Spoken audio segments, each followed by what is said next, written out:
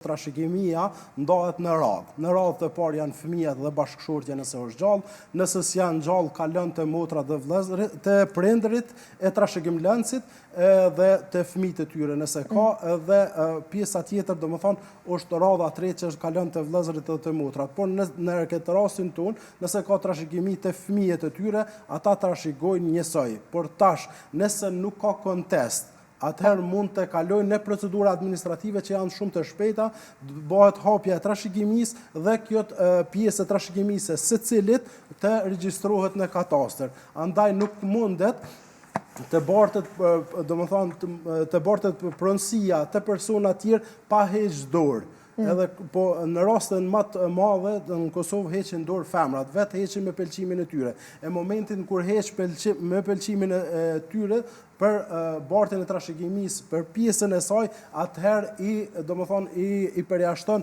edhe pasardhësit e vet.